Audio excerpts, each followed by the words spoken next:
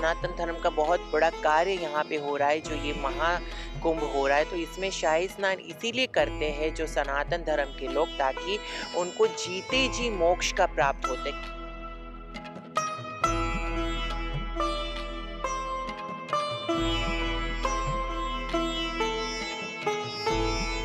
इसमें ना कोई अमीर, ना कोई गरीब, ना कोई बड़ा, ना कोई छोटा। जैसे भगवान के सामने सब एक बराबर के हैं, तो वैसा ही है यहाँ पे सनातन धर्म में।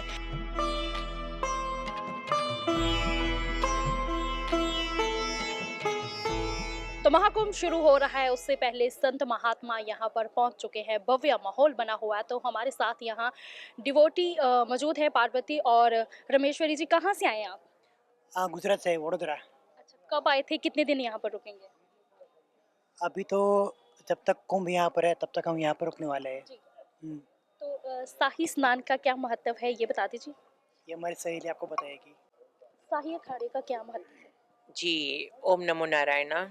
हम लोग निरंजनी अखाड़े से हैं और हम लोग यहाँ की डिवोटी है। तो ये जो शाही स्नान होता है, ये सनातन धर्म के लिए बहुत ही मतलब कि एक महत्वपूर्ण चीज़ होता है, क्योंकि सनातन धर्म कहते हैं ना, सनातनी जो हिंदू होता है वो एक सोच विचारधारा है, लेकिन सनातन होता है जो जितने भी लोग सनातनी हैं उनका एक धर्म होता है। तो ये जो कुंभ है, ये महाकुंभ का आयोजन इसीलिए किया है कि जो भी अपने आप को सनातन धर्म मानते हैं, उसका हिस्सा मानते हैं, तो उसको यहाँ पे जरूर आना चाहिए, क्योंकि कहते हैं ना, हर लोगों को अपना अपना धर्म होता है। तो सनातन धर्म का बहुत बड़ा कार्य यहाँ पे हो रहा है, जो ये महाकुंभ हो रहा है। तो इसमें शाही स्नान इसीलिए करते हैं जो सनातन धर्म के लोग, ताकि उनको जीते जी मोक्ष का प्राप्त होते। कहते हैं ना, इंसान कहते हैं कि मरने के बाद उनके कर्म के अनुसार उन्हें मतलब मुक्ति मिलती है, कि वो स्वर्ग के द्वार जाएगी या नरक के द्वार। कहते हैं कि जिसके कर्म जैसे होते हैं उसी के अनुसार उनका निर्णय होता है। लेकिन ये महाकुंभ इसीलिए आयोजित करते हैं कि सनातन धर्म के जो भी सनातनी लोग हैं, तो वो लोग जीते जी अगर 3 बार वो लोग अगर शाही स्नान कर ले, इसका लाभ उठा ले, तो उनका जीवन का बेड़ा पार हो गया। वो जीते जी मोक्ष के द्वार गए, और उन्होंने इतने सालों के अंदर जाने अनजाने में अगर कोई भी पाप उनसे हुआ होगा, तो इस गंगा में वो सारे पाप का मुक्त हो जाते हैं।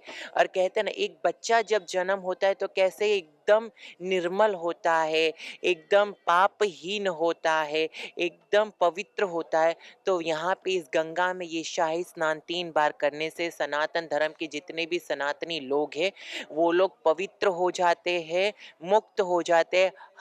फिर से उनका दोबारा जन्म होता है, जैसे एक बच्चे का जन्म होता है। जो इतने साल उन्होंने जो जिंदगी बिताई थी, वो जिंदगी समाप्त हो गया है, और उनका एक नया जीवन का आरंभ होता है, नया अध्याय आरंभ होता है। एक तरह से देखे तो वो एक पुनर्जन्म होता है। अखाड़े के साथ कब से जुड़े हुए हैं? जी, हम लोग अखाड़े के साथ 5 साल से जुड़े हुए हैं। पेशवाई क्या होती है, उसके बारे में थोड़ा बताएं। पेशवा यानी कि हर एक अखाड़े के अपने अपने पेशवाई होते। पेशवा ये होता है कि वो अपने अखाड़े के बारे में वो लोगों को जानकारी देते हैं कि कौन से अखाड़े से बिलोंग करते हैं, वो लोग क्या क्या करते हैं, अपना धर्म क्या है। और यही धर्म जो सनातन धर्म है वो लोगों को जान पहचान करवाते, क्योंकि आजकल के बहुत सारे लोगों को ये पता नहीं होता है कि सनातन धर्म क्या है। हिंदू वो एक रिलीजियन है, वो तो सबको पता है हिंदू क्या है करके, वो तो एक सोच धारा है हिंदू करके। हिंदू में मतलब बहुत सारे कास्ट होते हैं, मतलब एक हायरार्की होती है ऊपर से नीचे तक का। लेकिन जो सनातन धर्म है उसमें कोई हायरार्की नहीं, कुछ नहीं होता है। इसमें ना कोई अमीर, ना कोई गरीब, ना कोई बड़ा, ना कोई छोटा। जैसे भगवान के सामने सब एक बराबर के हैं, तो वैसा ही है यहाँ पे सनातन धर्म में। तो इसमें सब लोगों को एक एक सम्मान, एक ही नज़र से देखा जाता है, और एक ही एक ही तरह उन सबको मान सम्मान हर चीज यहाँ पे मिलता है। कहते हैं ना, प्रेम भाव मान सम्मान, वो सब यहाँ पे एक ही जैसे भगवान किसी के ऊपर पक्षपात नहीं करते हैं, तो वैसे ही सनातन धर्म भगवान का जो उनकी किया उनका रचेता धर्म है, ये उनका खुद का धर्म है। तो यहाँ पे कोई पक्षपात नहीं। कहते ना, प्रेम अपरंपार होता है, उसकी कोई सीमा नहीं है। और वो कभी जो चीज प्रेम होता है, जो सम्मान होता है, वो दिखता नहीं, वो विजिबल नहीं, वो मतलब महसूस होता है। हम लोग कहते हैं ना, परमात्मा को कण कण में बासे, लेकिन महसूस करना चाहिए। महसूस करे तो हर चीज दिखाई देता है। तो यही मेरा कहने का मतलब होता है। ये पेशवाई भी मतलब कि वही है कि जब पेशवाई निकलती है तो सनातन धर्मी लोग उसे महसूस करते कि हाँ, भगवान है करके। कहते ना, भगवान दिखते नहीं है लेकिन उनका एहसास होता है। तो वही एहसास हम लोगों को करवाते हैं कि हमारी पेशवाई जा रही है, यानी कि ये सनातन धर्म की पेशवाई जा रही है। जी। तो अखाड़ों में पूजा पाठ की क्या विधि है? कितने बजे उठते हैं सुबह आप पूजा पाठ? देखो, पूजा पाठ तो सुबह ब्रह्म मुहूर्त 4 बजे से शुरू होता है। और 4 बजे अगर कोई भी मनुष्य उठ के तपस्या करे या मतलब ध्यान करे, तो वो सीधा ईश्वर तक जाता है। कहते हैं ना, भगवान के लिए बीच में अगर होता है तो कोई मीडिएटर होता है। जैसे कि हम अपना जो भी अगर तपस्या हो तो किसी को बीच में रख के करते, लेकिन जो ब्रह्म मुहूर्त में जो 4 बजे उठेंगे तो उसमें कोई मीडिएटर की जरूरत नहीं होता है। कहते हैं ना, आंखें बंद करो तो भोलेनाथ जी हमारी तपस्या, हमारी जो भी विषय से, वो सीधा उनके दिल में जाके बसती है। तो वो सबसे महत्वपूर्ण मुहूर्त होता है सनातन धर्म में, जो 4 बजे उठना। तो जितने भी सनातनी लोग हैं, जो साधु संत लोग हैं, जो डिवोटी लोग हैं, जो भगत लोग हैं, वो लोग सब 4 बजे इसीलिए उठते हैं। सबसे पहले उठ के गंगा स्नान करते हैं, या तो अभी तो गंगा के तट पे इसके लिए गंगा स्नान करते हैं।